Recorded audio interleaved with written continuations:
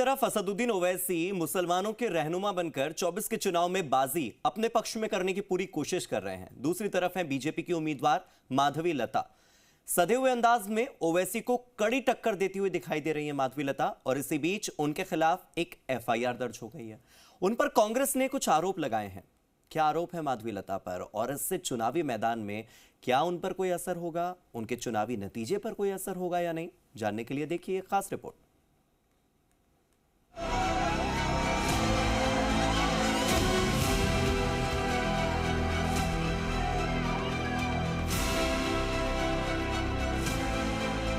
असदुद्दीन ने खुद मुसलमान कौम पे जो ज्यादती की है।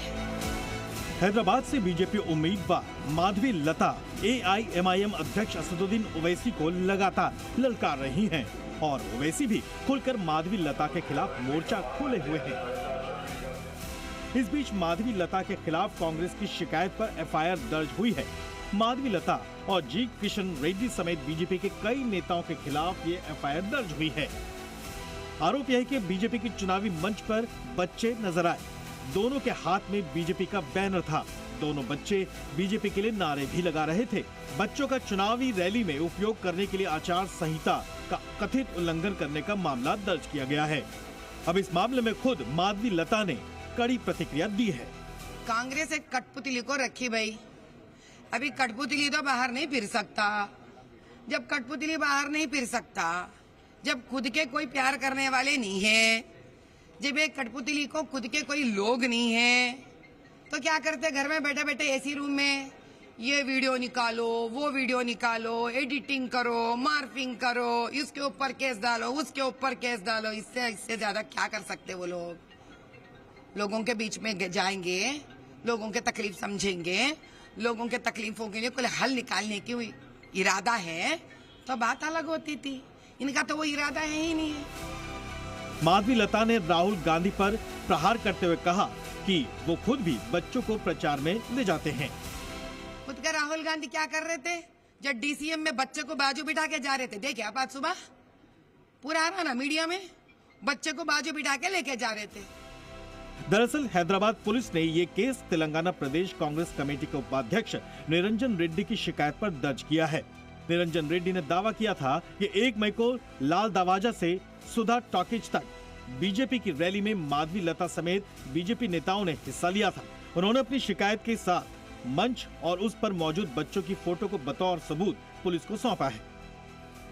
आपको बता दें कि चुनाव आयोग ने हैदराबाद पुलिस को जांच का आदेश भी दिया था। इस मामले की जांच मुगलपुरा पुलिस कर रही है। इस एफआईआर के बाद ओवैसी नए सिरे से माधवी लता पर हमला बोल सकते हैं।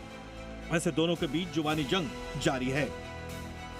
यहाँ पर हैदराबाद में पिछले 15-18 साल से कोई कम्युनल राइट नहीं हुआ। नुकसान तो किसका होगा भाई? नुकसान तो तेलंगाना का होगा। वो हरकत वो कर रहे हैं, अब हर चीज का इल्जाम हम पे डाल देंगे तो कैसा होगा? ये असदुद्दीन अकबरुद्दीन हैदराबाद में ऐसा कुछ भी बात करके लोगों को आगे नहीं भड़का सकते, क्योंकि इनके काले करतूत इतने ज्यादा है, लोग तंग आ चुके हैं। आप कौन होते कि आपसे जाके परमिशन? आप मेरे बाप हैं, आप मेरे माँ हैं, कि हम आपसे आके पूछेंगे?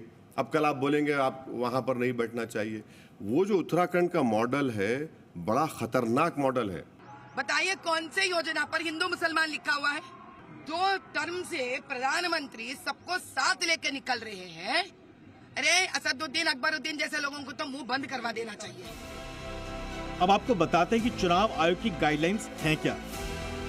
दरअसल चुनाव आयोग ने राजनीतिक दलों को सचेत किया था और स्पष्ट रूप से कहा था कि कोई भी राजनीतिक दल चुनाव अभियानों में बच्चों का उपयोग करने से परहेज करे। चुनाव आयोग ने ये भी कहा था कि यदि बच्चों का इस्तेमाल चुनाव प्रचार में किया गया तो 0 टॉलरेंस की नीति अपनाई जाएगी। चुनाव आयोग ने चुनाव संबंधी किसी भी गतिविधि में बच्चों के उपयोग के संबंध में सख्त निर्देश भी जारी किए।